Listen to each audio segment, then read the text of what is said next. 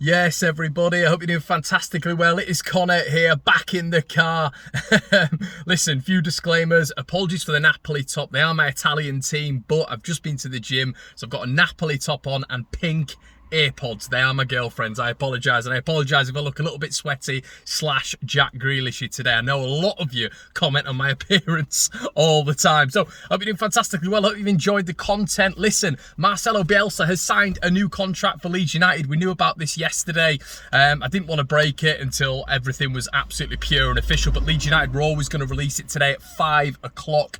Great news for the club, absolutely fantastic. Marcelo Bielsa tied down. We all knew it was happening anyway. It looks like Leo Hjelde as well, the lad from Celtic, the next Virgil van Dijk, as reported by Ross County's manager last year, Hughes. He came out and essentially said when he was on loan at Ross County, he was the next big man. He was absolutely fantastic. Another quality addition to add to the under-23 setup, and I'm absolutely buzzing about it, to be honest, guys. We've not had a chance to properly reflect as well, just me and you, about the Square Ball podcast, about exactly what's going on with Leeds United. Looks like we're not going to be doing any more business, but I would still keep an eye out, guys. As Angus Kinnear has said, there is still room if there is a Rafinha-esque signing. Exciting times. Now listen, the sun is shining. It's a beautiful evening. It's going to be a beautiful week, and how better to start it off than Leeds United versus Manchester United. My first preview of the new calendar season. I'm absolutely buzzing for this one. Listen, I'm just excited to be back. I'm not going to the game because tickets are like,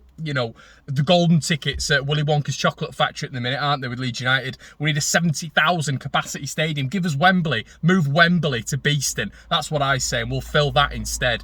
But we just can't get tickets for love or money at this moment in time. But listen, to all you who are going, good luck. Sing your hearts out for the lads. Make that theatre of screams, the silent stadium, make some noise. You know, I want Leeds fans to make sure they're heard, because this Ellen Road, Leeds fans, we're back, and the Premier League's going to take note. We've been waiting for so long to be back and to shove a rocket up the arse of the Premier League, because they've not had it in so long. Not affected by tourism yet. Not affected by any of this commercial rubbish at stadiums. Pure Leeds United fans there, week in, week out. You know, hard-nosed by 16 years in the abyss, and we're back. We are back to take on the Premier League.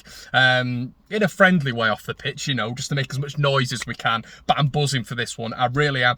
And for the team news today, it looks like Junior Firpo, according to Marcelo Bielsa, is back. Thank you, God. That means Junior Firpo, we get to see him. Thank God, hopefully pocket Sancho, if Sancho does play, which it looks like he might play. Sancho, right wing. Firpo, left back. Firpo's already pocketed Mbappe in the last year or so, which is, you know, so he can do it to Sancho. He can. I've got full faith in him. But listen, Firpo, that means Stuart Dallas can go into central midfield. That means we have that defensive capability in central midfield. I would like to see the pairing of Matthias Klick next to him. The reason being is because I think Rodrigo could come on and affect the game, a la Burnley last season, you know, in that attacking fold. If maybe Patrick Bamford isn't doing the business, or maybe we'll go to a 2 up top, or, you know, vary the formation. I don't want Rodrigo to start in the midfield. We've learned our lessons. What did we do at Ellen Road last time? Well, we went for a more defensive mould, didn't we? We had Stuart Dallas in central midfield. We had Tyler Roberts in central midfield. I think Klick's been fantastic in pre-season. Klick understands the pressing more. He understands the combinations.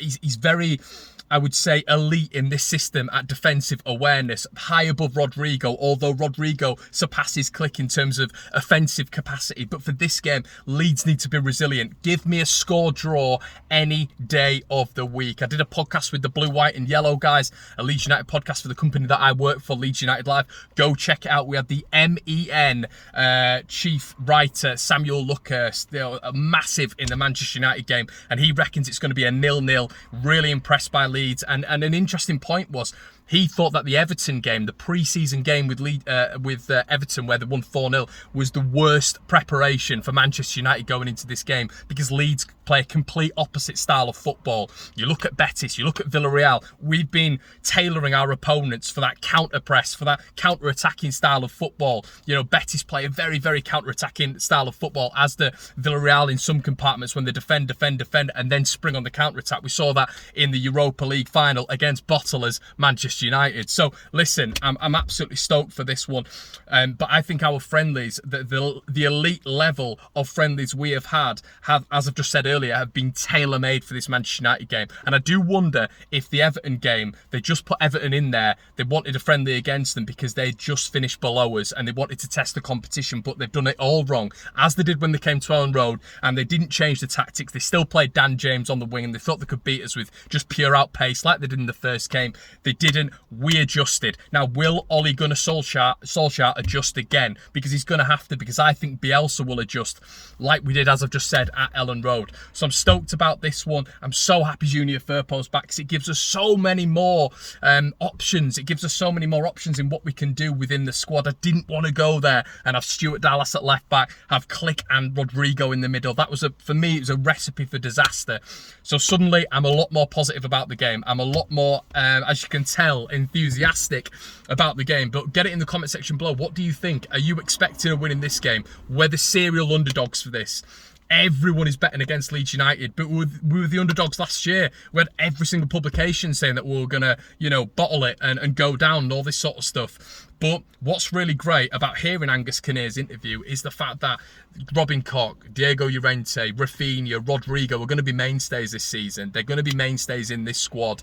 And the beauty of it is we don't need to go out and sign X, Y, and Z because Marcelo Bielsa, Angus Kinnear, Victor Orta, Andrea Radrizzani are all really, really happy with the squad development. And that's something that fills me with a lot of assurance because we all want shiny new things, don't we? We all want the newest toy and, oh, I want to play with that. I want to play with Kuna. I want to play with Yangel Herrera. I want those in my squad. But really, you've got to trust in the system. You've got to trust in what we did last year. And football's such a short-lived game. What are we going to do? Are we going to bring in another central midfielder and just chuck Rodrigo in the dustbin after spending 30 million on him? No, I think Marcelo sees a bit of a rotation between Rodrigo and Click this season. And hopefully, as I said, more games for Rodrigo. And, hopefully Rodrigo makes that place his own.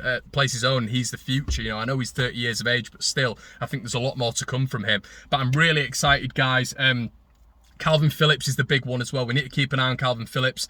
If Robin starts there, this is, I've had people giving me dramas about in the comment section about, Robin and how we're rubbish with Calvin. It's just not the case. The stats always back up how brilliant we are with Calvin. There was a point last year without Calvin Phillips, we had a 13% win rate. So we can talk about Firpo, we can talk about Dallas, but by God, we need Calvin Phillips in this game. The fact he played 45 minutes against Villarreal doesn't fill me with that amount of hope, to be honest. A lot of you might disagree, but I've discussed it with a couple of colleagues at Leeds United Live. Normally be given 90 minutes, and I think Calvin's that sort of player who needs 90 minutes to really go into, a fully fledged, adrenaline-filled game against Manchester United. It'll be the biggest game of his season, not only ours. But yeah, absolutely buzzing about this. I want to know your thoughts more than ever. Get it in the comment section below. What do you think? What do you think the score's going to be? What's your lineup? What are your thoughts on the rumours? Are you buzzing about Marcelo Bielsa?